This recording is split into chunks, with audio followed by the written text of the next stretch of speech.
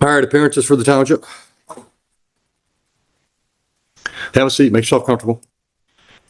All right, so Mr. Crucell, you filed a number of motions. I'm going to let you pick which one you want to deal with first. Well, this emergency motion stay needs to be addressed immediately, requesting the judicial bias and the process violation.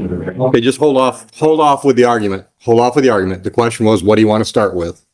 Okay, so you filed something Friday. I took a quick look at it today. Is that any different than the motion to stay that you filed previously? This is just bringing the fact that all the motions I have filed. Is that a yes or no, Mr. Crucell? But it's covering all the judicial bias. Okay, listen to my question. Is it any different than the last motion to stay proceedings you filed? Yes. Okay, just give me what you've added since the last one, because this one I haven't had a chance to read fully. The first one I read fully. We don't do judicial bias. I just have the same issue to me telling you didn't give a shit about what I had to say. Okay, hold on. Mr. Crucell, this is going to be a very long day for you if you don't listen to my questions and answer my questions. That was in the original motion to stay proceedings. I've asked you to give me whatever's new in this motion. New stuff covers Judge King Green telling me to sue the Secretary of State rather than addressing the due process violations in my case. Okay, stop right there. How does that lead to why this should be stopped today? All of this is stemming from where all of this should have been stopped a while ago. That's not the way it works. Mr. Crucell, hold on. Okay, that's the last time you're going to interrupt me today without a contempt of court charge. Is that clear? Your Honor. Is that clear? Constitution against me this entire time. No one has made her answer that. One more word, and it's contempt of court. It's $100 a contempt, and if I get totally fed up with it, then I'm putting you in jail. Okay? Just because she and I happen to agree on the law as it applies to your case doesn't mean we're in collusion. It's possible that you're wrong. At least accept the possibility that she and I have the same opinion about something. That doesn't mean we're colluding. You understand that concept? Do you understand that concept? You're supposed to be impartial. I am impartial. I've been trying to save you. Just because I agree with the prosecutor doesn't mean I'm against you. It just means I agree with the prosecutor. So it means if you're agreeing with that, definitely means you guys are lying against us. So that means in any case, when I buy the arguments from one side, that means I'm colluding against the other. You're agreeing. Yes or no, Mr. Crucell? No, you have to answer my question. Contempt number one, $100. Answer my question. Every time I rule in favor of one side, does that mean I'm colluding against the other? Yes or no? $200. Yes or no? Because I can do this all damn day. And when I get tired of this game, then I tell them to put you in custody because it's contempt of court, criminal contempt in my view. Yes. Welcome back, everyone. Today we've got the return of a sovereign citizen disaster I've covered before and the comeback of the legendary no-nonsense Judge Oakley.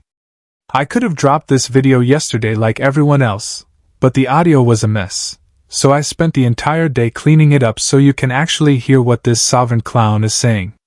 If you can hit that like button for the effort alone, I'd appreciate it.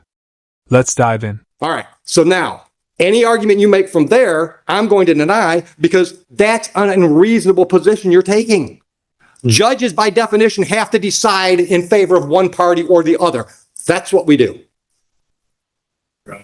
When you made that statement, you were making. What statement is that? It was I thought we were talking about Judge Green's SOS statement. when you made the statement that you were setting aside my regular Travis, saying that you're saying that the prosecutor, the township, and his court all see things the same way, setting that aside, not even allowing me to make my argument. So you were aligning yourself with the prosecution on the argument of my point and setting it aside. That's what you were doing. Mr. Crucell, what I was doing was aligning myself with the law as I see it and interpret it. Stop. You can't just shake your head. You don't just disagree with me and move on. If you don't like a ruling from a judge, you have to appeal that ruling. You don't keep arguing with the ruling. That's not the way the process works. Listen, brother, listen. I have tried to save you from yourself.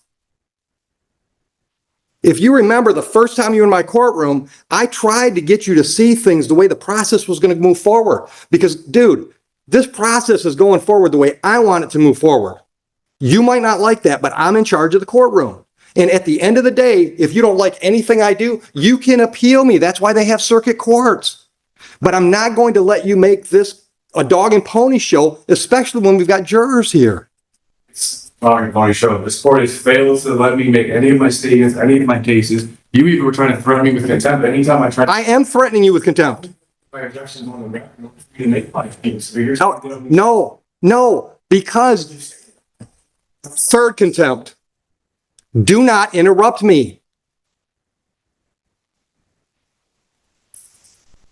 When I said your objections don't mean shit to me is because you were using the word objection inappropriately. You objected every time I disagreed with you. If you have an objection, you have to have a legal basis for the objection. For example, she's trying to put a video into evidence. And you say, I object, Judge. She hasn't laid a proper foundation because all she said is, Judge, I've got a video. I'd like to play it for the jury. That's a proper legal objection. When I rule in her favor and you say I object and I say, what's your objection? And you just disagree with me, that's not a legal objection. That's why I said your objections mean shit to me, because you're not using the word appropriately. Because you don't know what you're doing. That's what I tried to tell you originally the first time you were here. You've never been to law school. You've never tried a case. You don't know the rules of evidence and all the other things that have to be in play to have a trial go forward appropriately, properly, and to be perfectly honest, in your best interest. See? That wasn't difficult at all. And if you think a judge agreeing with the prosecutor automatically counts as collusion, then by your own logic, every time the judge agrees with you, that's collusion too. Funny how it never works both ways. Meanwhile, he's already stacked up 2 $100 contempt fines, and this hearing is far from over. Yeah, you're trying to spin this here. I'm not spinning. My objection is based on you stopping me, not allowing me to do it. And that's when you told me my objection to be. Okay. All right. So let's do it this way. What motion would you like to address first? The motion to postpone? Denied. I'm not denying the jury trial. Especially with the jurisdiction, she's never once admitted on the why it's on the prosecutor to prove those things. There's false words and irregularities. All right. Let me stop you for a minute. What do you mean you're not going to proceed? You're here. Everything is taking place now shows exactly that there is enough to show. You need to keep. Once again, you're not answering the question I asked. You just said you will not participate, and I asked, what do you mean by that?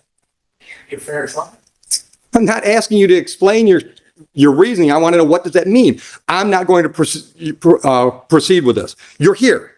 So when I impanel the jury, what? You're just going to sit there and not going to talk? What does it mean when you say you're not going to participate?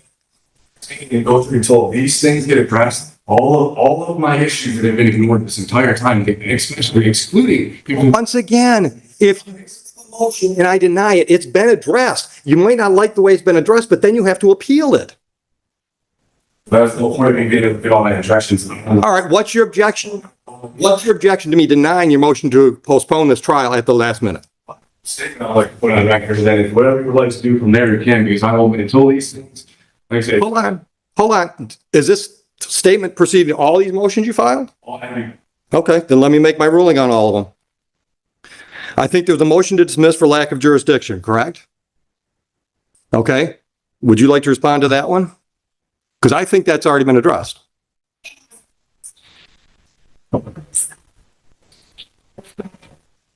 Your police arrested Mr. Crusoe while he was in Huron Township, but before district court has jurisdiction over offenses that occur within the township, both civil and criminal and Did you appeal Judge Green's decision on that motion? I'm prosecuting because I've been in contact with the appeals. Okay, so there's no appeal filed yet, correct? I'll take that as a yes. There's no appeal filed. That motion is denied then. She made the ruling. You don't get to ask me to make the same ruling. Once again, don't interrupt me because I can go to 4 real quick. Judge Green, a judge in this court, ruled on that exact motion and denied your motion. That motion has not yet been appealed, and it certainly doesn't get appealed to me. Is that clear? Yes. Thank you. Next motion. Motion to... The judge can't just come in here and say that there's... When do we get to the part where someone sets a bowl of edible highlighters in front of him? The judge is absolutely right. People with zero legal training have no business representing themselves, especially in a jury trial. The rules of evidence and courtroom procedure are a minefield, and spoiler alert, it almost never ends well for the amateur who thinks Google is a law degree. The judge can. Listen to me. Then appeal her to circuit court. A judge made a ruling. You don't get to keep arguing that same motion. All she said was that Judge Martin was setting aside and that I should go sue the Secretary of State. The things that she's claiming and saying were never said to me. And anybody have all the recordings, they were submitted to the court. These things were never said to me. And then she comes in here and makes these accusations and saying that the judge said this, judge said that. Fine. Then I'll say the same thing to you. Listen to me. Here, on your motion to dismiss for lack of jurisdiction, denied. By me, you can appeal me. Because the reason she stated, the Township of Huron issued you a citation. This court has jurisdiction over citations issued by the Township of Huron. So for that reason, I'm prepared to move forward and adjudicate that citation. Is that clear enough so you can appeal my decision? Fine. Okay. Next one up is motion to reconsider for bias and judicial misconduct. Denied. Would you like me to clarify that in any way? Yes, absolutely. Okay. Okay. Then guess what? The Court of Appeals can overturn me because I'm not biased to you. You might not like the way I talk to you. You might not like the things I say to you, but I'm not biased against you. Believe it or not, brother, I would like to save you from what's going to happen today. I really would.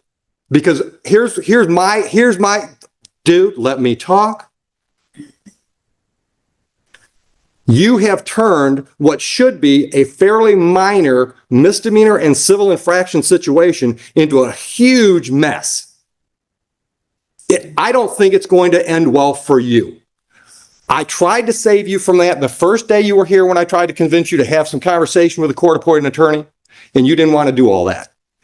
I know in my heart of hearts, I have no ill feeling towards you whatsoever. And I'm going to give you the best trial I can give you today if you decide to participate.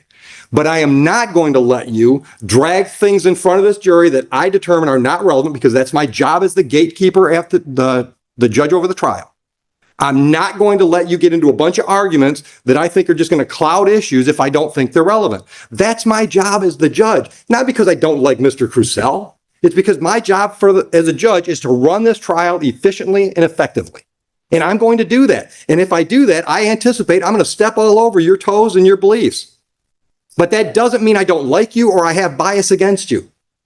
So I am denying your motion to recuse myself. Anything else you want to put on the record so you can appeal that decision? Once again, stop. That's an improper use of an objection. What you want to say is, I disagree with that, which is fine. That's why you appeal it to the circuit court. But it's not an objection. What's your legal objection to my ruling? That's not a legal objection to a ruling. That's not a legal objection. So, that's two motions down. The next one is motion for relief from judgment. I'm assuming that's Judge Martin's decision to set aside your defaults. All right. Do you really want me to grant that motion? Because if I grant your motion, that means the default that was set aside, defaults that were set aside are reinstated. Is that really what you want today? Well, listen, Mr. Purcell, yes or no? You filed a motion asking me to set aside a decision that was made. Do you really want me to set that decision aside? Because that means those civil infractions are then in default and they're done. Is that a yes or no? Yes or no? It's a bit hard to hear, but he's essentially claiming a judge can't simply state the court has jurisdiction. Ironically, that's literally one of the judge's core duties. And as we'll see later, the incident occurred in the township of Huron, Michigan, which, by legislative definition, places this case squarely within this district court's jurisdiction. Do you want me to set aside those do you want me to set aside the default set-asides? Do you want me to reinstate those default judgments? Then I'll deny that motion.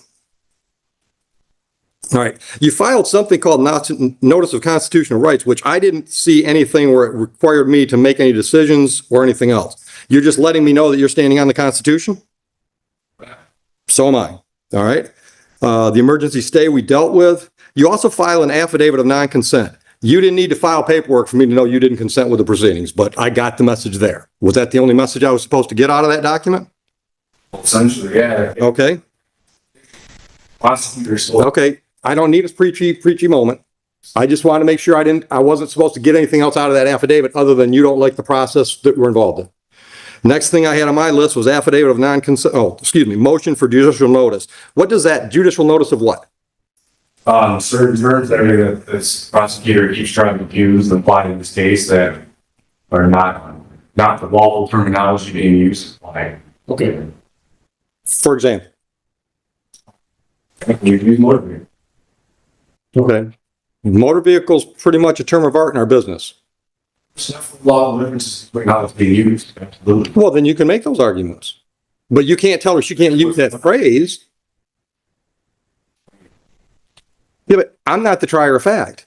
So if you want to make an argument to the jury that her use of the term motor vehicle is improper, you can make that argument. Is that what you're concerned about? Is you're not going to be able to make the argument? Yes. You get what stuff on the record? Filings. Well, I can guarantee you're not getting all these filings on the record because the jury has no reason to know about all your motions. All of this has to go. Everything's taking place. No. Exactly. No. That's not the way it works, Mr. Cassell. That's not how it works. That's not how any of this works. No, Mr. Cassell. All right, listen, brother, listen. You don't get to tell me what my job is. I've been doing it for 25 years. Listen. Well, then that's why they have appellate courts for the fourth or fifth time. I decide what this jury gets to see today. I decide. That is, by definition, the role of the judge at a jury trial. I get to decide what goes in front of that jury. If you don't like the decisions I make, you appeal those decisions. That's the way it works. What this jury has to decide today is whether or not you violated the township ordinance on that date. Hold on. None of these legal arguments about whether or not I should recuse myself or whether or not you notice me up for constitutional rights, none of that has to go to that jury. And none of it's going to. That's why we should have tried and not emergency stop the motion to stop this. I already ruled on that. Certainly back acknowledge my motions for my next travel. Nothing to do. Once again, I'm doing my function as a gatekeeper for a jury trial. I'm deciding what's relevant and what's not. And you can disagree with me that all day long. But we're going to do it, once again, we're going to do it my way. You can appeal me. I've been appealed before. I'll probably be appealed before I retire again. It's okay. That's the way the process is set up. I encourage you to appeal me. All right? I am open-minded enough to think that perhaps my mindset about your whole travel thing, maybe that's all wrong. So a circuit court judge can tell me I'm wrong. But so far, and I've ruled this way a number of times on the traveling issue, nobody's ever appealed me to lead to a circuit court judge to tell me I'm wrong. But I'm open to that idea. I said, well, you just keep, each judge has done the same thing. They just keep setting it aside. In fact, I think it doesn't even exist, not allowing me to make my case, which is violating my rights to be able to produce my case in my head. What's your case that traveling doesn't mean operating? I was having the fact that this court's violated my due process rights in every way, the judicial bias and the fact. All right, then appeal me. But today we're having a jury trial. Stating an unlawful jury trial, and I think that late statement I need to get on the record. All right, but hold on a minute. Once again, I want to know what that means. You're not participating. Not participate in a jury in a trial where there is clear bias in this court against it. It violates my rights to a fair trial. 100%. And you want to keep overlooking. I know that makes you seem like they're not a big deal. And no, your rights are a really big deal. Obviously not, because if you can sit there and say that the things that are happening, the things you're saying, and just try to give these excuses, just because I agree on this, you are aligning yourself with the prosecutor on my right to trial, completely setting aside, not allowing me. Mr. Purcell, no, I'm not. Listen to me. No, it's not. Listen to me. She could step out of the room, and I still think your travel argument is bullshit.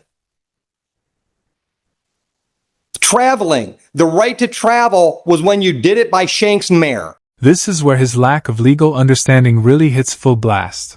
He's objecting to everything, even trying to undo rulings that were made in his favor. A previous judge had already vacated several default judgments against him, meaning they no longer existed. But now he's demanding to set aside the set-asides, which would actually bring those judgments back to life. You couldn't script absurdity better than this. It's my decision. Appeal me. When you're driving a motorized vehicle or traveling in a motorized vehicle, that brings all those ordinances into play. That's my legal ruling. Appeal it. I encourage you to do that. But that whole traveling argument, dude, I've been through that argument a whole lot more than you have. Trust me, in the last 25 years, I've had that argument a lot. Traveling as you try to apply it meant you could not be stopped by the government from walking from one venue to another. But when we got motorized, then the rules kicked in. Rulings from the American jurisprudence sites that literally stated that yes, first of all, you're allowed, and including automobiles, as long as one does not interfere with another's rights. And this has been something that's been established to be secure. Then appeal me. Take that precedent and appeal me. As well. Okay, that's your right. I'm not trying to stop you from doing any of that stuff. I'm just trying to stop you from bogging down this jury with stuff that I've determined is not appropriate today. Because just because you're determining if it's based off of what though? That's what I'm saying. All these things are relevant and they are accurate. They're relevant to you. They're not relevant to me. I've made the decision. I have made the decision. I made that decision months ago and you didn't appeal that. I mean, the process we're having, which is not an appeal. is an extreme, lawyer when there's bullshit that you can't do that. Absolutely, I do that. 100%. No. Listen to me. If I don't hold you to the same standard I hold her to, then I'm treating you differently than her. How is that unbiased and impartial? You've decided to engage yourself in this venue, in this arena. That means you got to know the jury structure. Yes, you have. Of course. When the Constitution was written, cars didn't even exist, so trying to claim a constitutional right to drive is pure fantasy. Yes, the law protects the citizen's general right to travel, but that has nothing to do with operating a motor vehicle. Driving is a regulated privilege, not a constitutional guarantee, and confusing the two is the oldest sovereign citizen mistake in the book. You didn't have to do it as an untrained layperson. You had free access to qualified, competent legal counsel. They're still here. There's one right there behind you. He's still ready to help you. You chose to do this yourself. That means you've got to know the court rules. You've got to know the statutes and the ordinances. You've got to know the rules of evidence. And if I help you through those lapses in your knowledge base, that's not fair to the prosecutor. Then I'm taking sides. And now I'm not going to let her walk all over you and try to trick you because you don't know some of those rules and statutes. But I am absolutely going to require you to know what you're doing because you've chosen to do it. That doesn't show bias. That shows impartiality.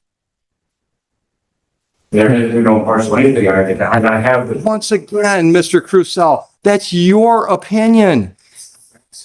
No, it's your interpretation of the facts. So you have to appeal my decisions. And look, dude, the fact that you're not in a jail cell right now shows how impartial I am. When Officer Price literally pulled up to me my weather days before any of this even happened and talked to us about the traveling, even told me I was well within my rights, gave me every clarification that I was well within my lawful rights. This was all a retaliatory thing from the beginning. And then even when the chief called me. He even called me trying to overread. I was like, what's that overread? And then he goes towards the motor vehicle. And then he tries to get me to not pursue legal matters. And then he gets mad at me. And then the day that I file for my body cam, I'm getting removed from here on a Little League. And stop. Hold on. I don't doubt that it is. But I think we got into this a little bit the first time you were here, and I told you that's not proper for this venue. If you want to complain about the way the Huron Township Police Department handled this, you can file a civil lawsuit against them if you want to. But what's in front of me is one civil infraction and 2 misdemeanors. That's what's in front of me. Oh, and every time I force it to make my case, the court keeps setting all my stuff and not allowing me to be heard. Because I'm going to make decisions based on the facts. That jury hopefully is going to make decisions based on the facts that are presented. How can there be facts if this court continues to not allow me to get my facts? Because the facts you want to get into, what facts do you want to get into? The chief had some conversation with you?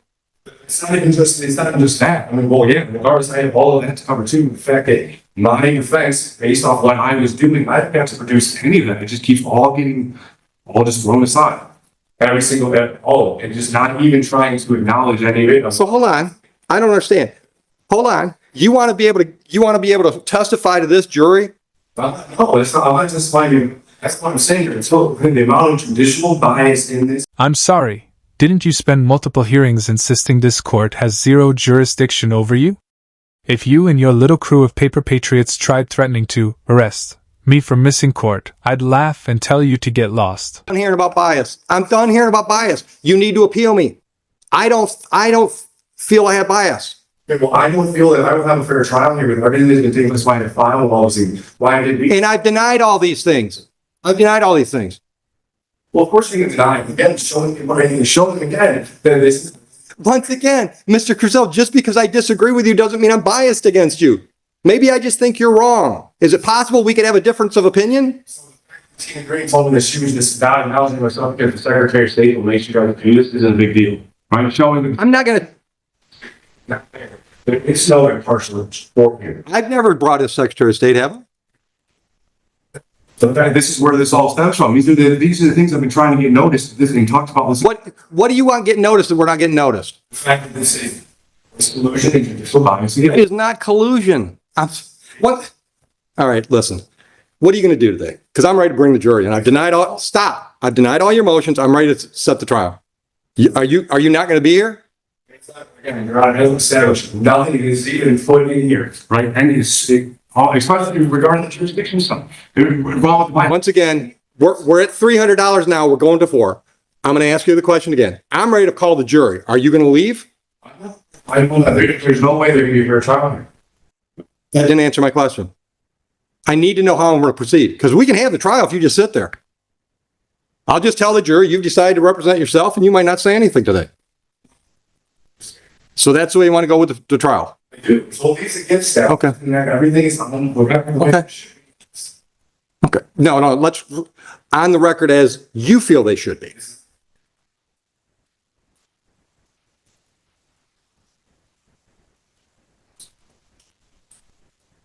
I brought sites that I left the sites at home and bring up the person's jurisdiction. And hold on. Once again, I want to just, because he just walked in the room. Once again, I want to let you know there's a very competent, experienced legal attorney here, defense attorney here, that's more than willing to help you with this if you want his help.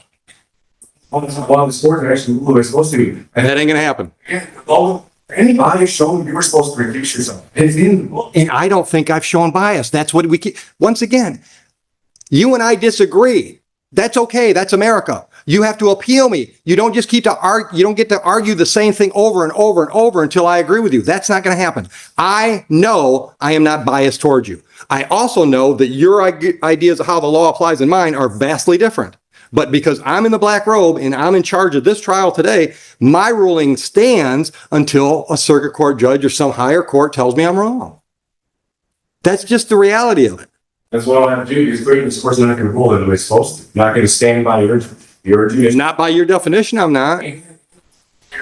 The Secretary of State and Attorney General and sent to you. I've never heard anything. I don't even know if you're lawfully allowed to concede it. You can say that again. It's been proven on the record. No, it doesn't need to be proven on the record. Show me a statute or a court rule in Michigan that says I got to prove that. Michigan statute or Michigan court rule says I've got to do that. I have it in there. My father was in smoking.